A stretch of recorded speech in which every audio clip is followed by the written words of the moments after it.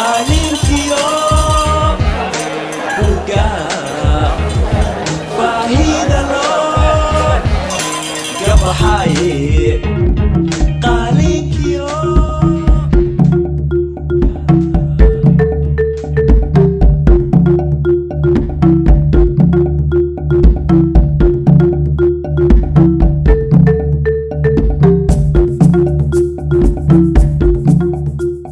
dunida horumartay magaca iyo muunada wanaagsan waxay ku yeelatay dadkeeda oo wax bartay isla markaana dadaal badan muujiyay waxaana dal walba dalka uu uga horeeyo dhanka aqoonta uu yahay mid ka wanaagsan kana horumarsan Soomaaliya dad badan way ku adag tahay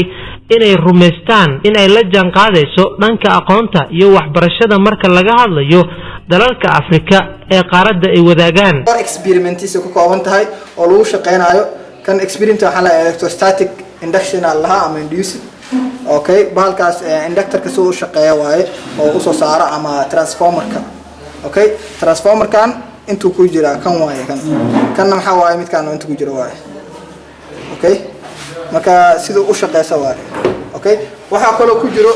modulkan oo ku jiro basic electricity experiments modul allaha wuxuu leeyahay resistors iyo transistors iyo capacitors oo ku shaqeynayso marba meeshan laga bedelayaa resistorka waxa variable resistorka waa kan resistor caadi ah waaye waxaana dadka ku qufulan kaliya in Soomaaliya gaar ahaan Muqdisho dagaal colaad tarxumo diif in looga nool yahay muddadii burburka uu ka jiray dalka waxbarashadu waxay qayb ka ahayd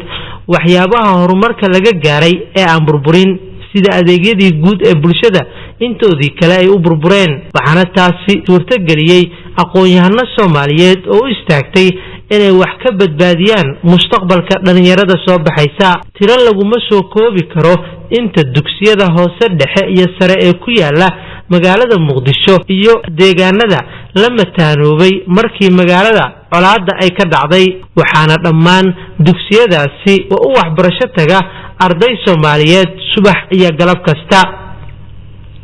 dugsiyada ku yaala Muqdisho iyo agaheeda ee waxbarashada qiimaha badan laga dhiibo waxaa ka mid ah dugsiga Jibril Foundation oo aad xilli hore ku daawateen isla barnaamijkan qaabka wax looga barto iyo waliba muuqaalka ardayda Soomaaliyeed ee halkaasi lagu daryeelo Jibril Foundation ayaa isagu waxa uu yahay iskuul kulansaday college iyo waliba iskuul caadi ah isla markaana ay dhigtaan arday fara badan oo danyar iyo waliba arday caadi ah isugu jira kaasoo aan lagu kala soocin ardayda isla markaana si siman loo siiyo fursadaha waxbarasho ay heli karaan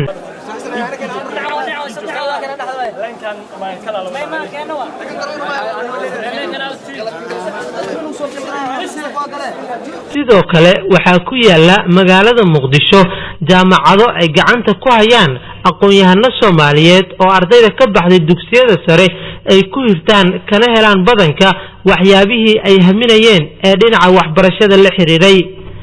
jaamacadaha ku yaala magaalada Muqdisho waxaa ka mid ah jaamacadda Banaadir oo la xusuusan yahay saameyntii ay ku yeelatay dhacdadii ahayd 3 December ee lagu qarxiyay ardaydii jaamacaddaasi ka qalin jibinaysay jaamacadda Muqdisho oo kaalinta 7aad ka gashay jaamacadaha qaaradda Afrika isla markaana ka mid noqotay kuwooda ugu wanaagsan jaamacadda Soomaaliya oo ay wax ku bartaan arday kala duwan jaamacadda Jazeera oo iyadu dhawaan la furay jaamacadda Badweynta India oo muddo soo jirtay isla markaana ay ka baxeen arday kala duwan oo iminka heer sare ka gaartay waxbarashada isla markaana qaarkood ay dalka wax ka dhigaan oo ay ka mid yihiin macallimiinta jaamacadaha dalka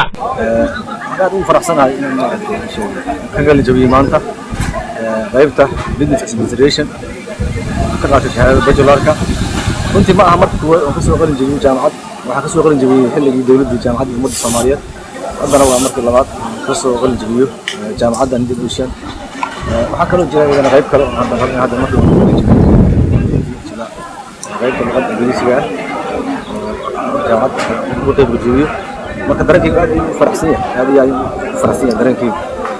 muddada marka aad soo wadeen waxbarashada maadaama jaamacadda hadda aad tiri shahaadada aan gudoomiyo waa bachelor مدة أنا سوي اللي كنت بحاول مدة إلى 4 سنة كله أي دكانتها باتوين بنا يجري قلب المرحلة مدة رأي أنا كسر براني وأنا صار دبر عليك نفهمتي حصل مرني ودوين كوحرن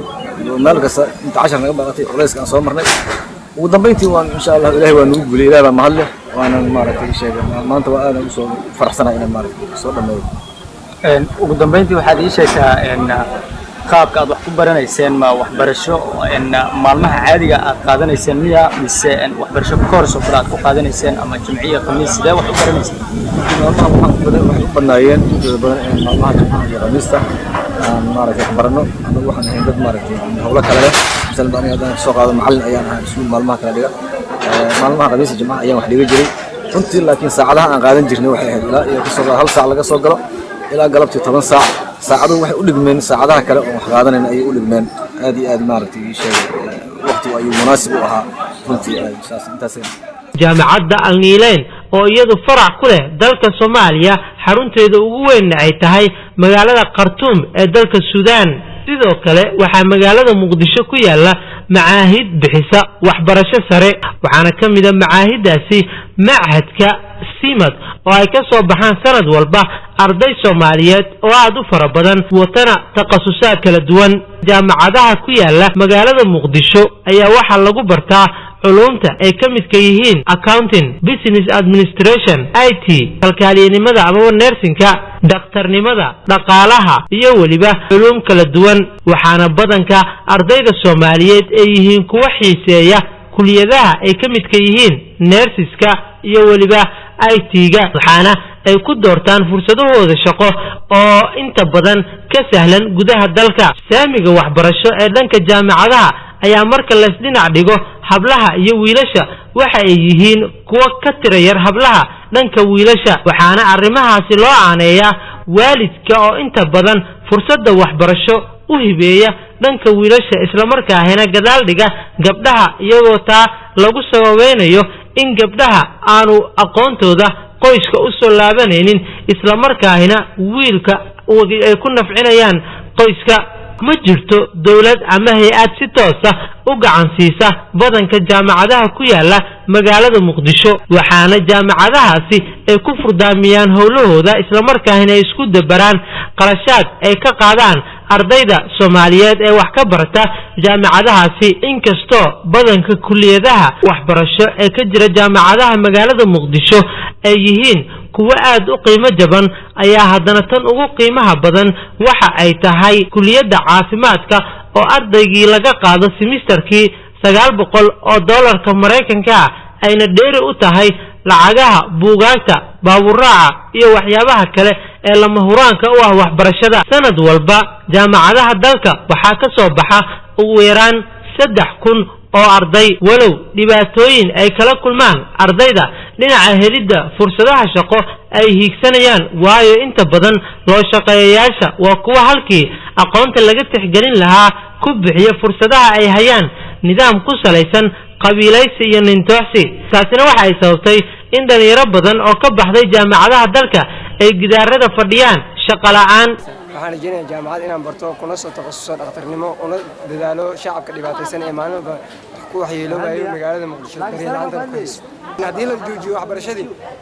dagaalkina uu socdo wax faa'iido ma keenayno laakiin dagaalkii maadaama uu joogsanay waa in waxbarashadeena dhabar adagna sina wadana si aan horumar u gaarno una joojino xabadaha ee dadka xabadaha wato jaamacadda Plasma ayaa kamid ah jaamacadaha xilligan waxbarashada sare siiya ardayda Soomaaliyeed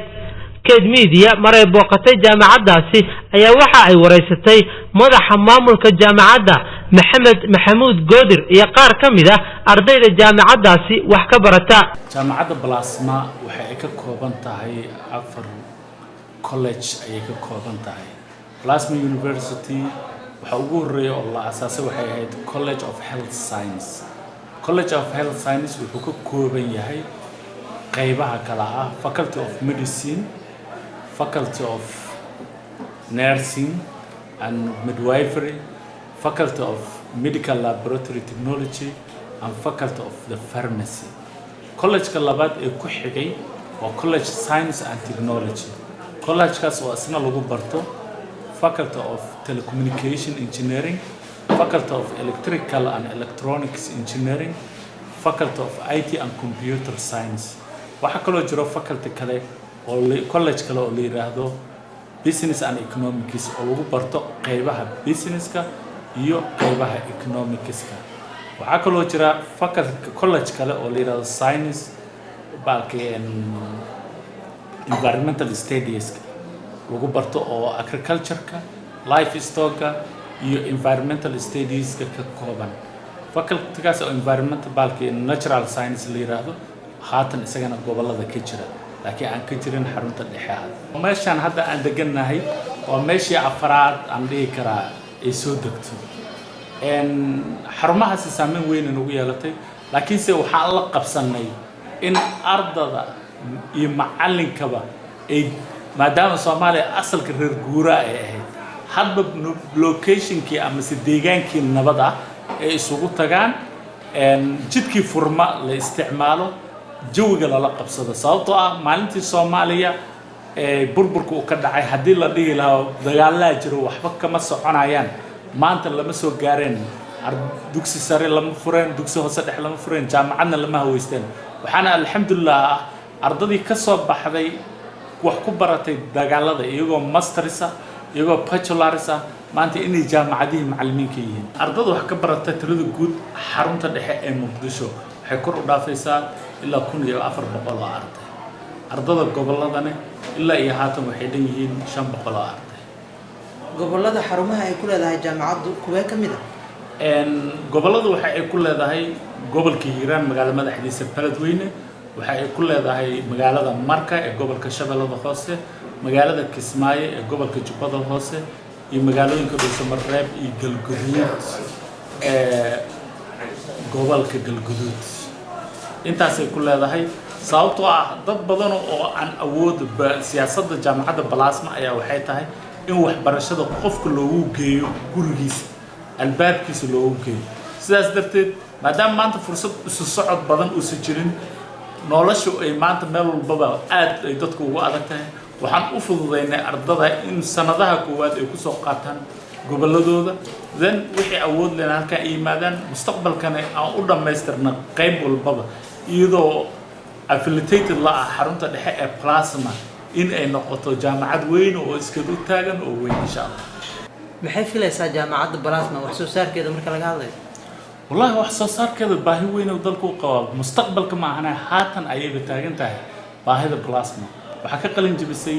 laba lood oo diploma labadii lood ee diploma ay ka qalin jabiyay jaamacadda Plasma hatartan hal qof oo baagamuuda ah ma jirto dhamaan waxay ka shaqeeyaan isbitaalada gobolada waxay ka shaqeeyaan isbitaalada Muqdisho ka shaqeeyaan hay'adaha u shaqeeyaan waliba kuwa hadda jooga ayaa waxa waa waiting list ku jira oo qaarkood ay sii shaqeeyaan meelaha practical marka ay tagaan laga sii carboonta oo ay laga sii shaqeeyaan marka waxa waa hadartan iyo hadhowba waxaan rajaynaynaa in mustaqbalka ardada uu baahin doono sababtoo annaga waxa aan dhignaa waa maadooyin muhiim ah oo aan wadanka intiisa badanba ay jaamacadaha badankooda aysan dhigin wadankana baahidiisa rasmiga ah min tuule ilaa qof caafimaad uu kaga baahan yahay tuulo ilaa qof telefoon wata uu ka joogo tuulo ilaa guri kasta uu ka galay baahidaasi waxa way la soconaysaa aqoonta Plasma meeshaasayna la tagaysaa insha Allah medical laboratory technology oo kale ma jirto jaamacad wadanka ka jirto oo dhigto waxa oo heer bachelor gaarsiisan waxa kamid ah telecommunication engineering oo kale waxa weeye hadeertan marka anaga bilowna kadib dad bilaabo way jiraan laakiin waxay jaamacadda ugu horeysay qalabku ku haboonaana keentay isla markaasna loodkii saddexaad oo full ah si marayso waxa kale oo kamid ah qaybaha pharmacy oo kale ma jirto jaamacad pharmacy full of bachelor degree lagu qaadanayo dalka Soomaaliya oo dhan dadaalka ay aqoon-yahanada Soomaaliyeed ugu jiraan waxbarashada dalka iyo kobcinta maskaxda dhalinyarada Soomaaliyeed ayaa ah mid mudan in si weyn loo bogaadiyo waxaana la gudboon inta samaha jecel ee Soomaalida ah inay u istaagaan sidii aqoonta iyo horumarka dalka sare loogu qaadi lahaa haddaba daawade ma aaminsaneed in Muqdisho oo maalin walba aad ka maqasho warbixin ku saabsan dagaal musiibo iyo dhibaato uu ka jiro horumar ceenkan oo kala ah oo la xiriira dhanka waxbarashada fadlan aragtidaada noogu soo dir Facebook iyo YouTube